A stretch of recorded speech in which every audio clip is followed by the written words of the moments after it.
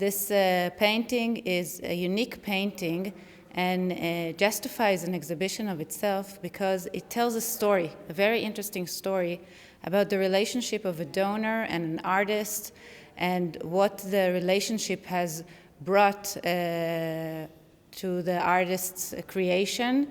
This painting is a product of a commission that Harry Torchiner has asked Rene Magritte to make a painting for his office because he had 3 windows and one window was facing a block wall which he didn't like and he wanted to conceal that window. So he writes to Magritte a letter asking him to have a painting block the window. And Magritte thinks about it and Harry Torchiner writes again and asks him, he says his corner is screaming for a Magritte painting.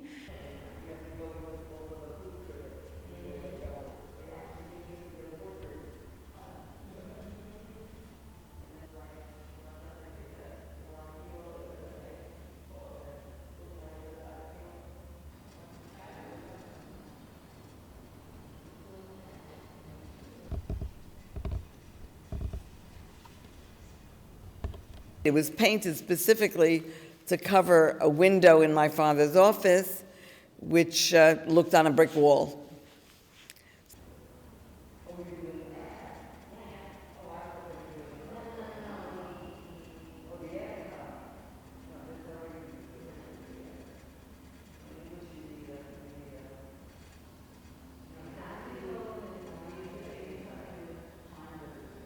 We see here a very interesting dialogue between a patron of art, a collector of art, and an artist, and what's the part of each of them in this painting, the creation of this painting. So Harry Torchiner says he wants this rock to fly above the sea. And Magritte asks, what kind of sea? Would it be a calm sea or a rough sea? And Harry Torchiner asks for a rough sea.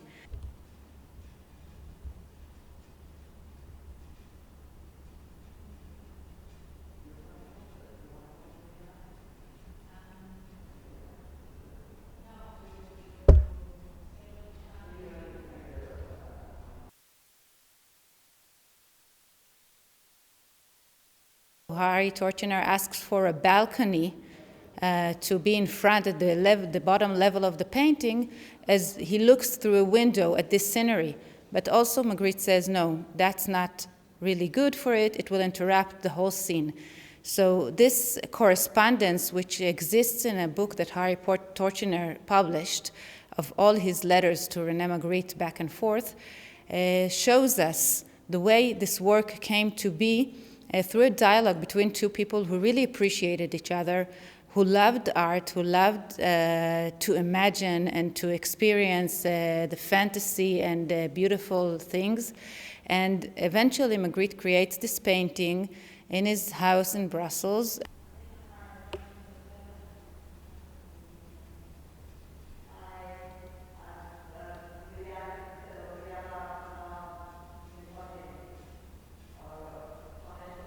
It's also a different way of painting a landscape. You usually see a landscape horizontally. This is a vertical landscape, and we know it's because he wanted to cover a window. So the proportions of the window made the proportions of the painting.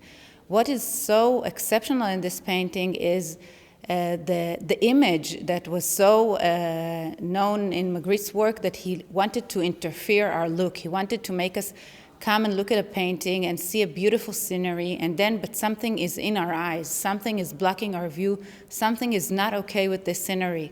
It's not a regular landscape. We see this huge rock flying in the air and there's a castle atop of it, and that's what's so stunning about this painting and what made so many people want to see it, want to look at it.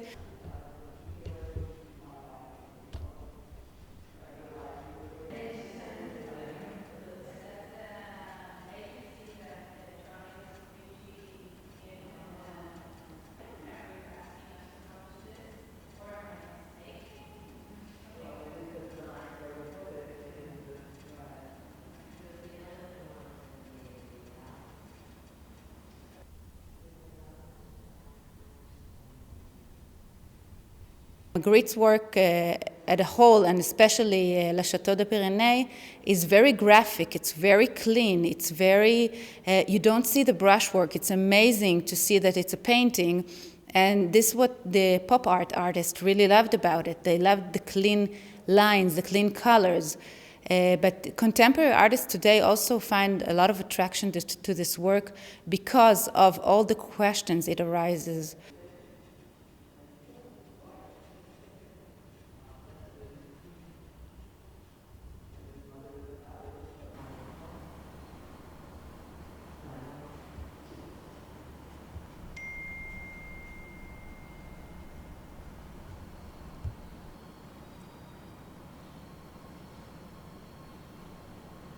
When we look at the third book of Gulliver's Travels, when Gulliver arrives to Laputa Island, he looks and sees an island with a city hovering above the sea, above his head, and he's astonished by this image.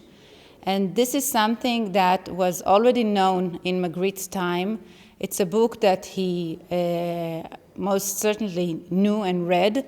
And I think that this image of Granville might have influenced Magritte in his image to the Castle of the Pyrenees.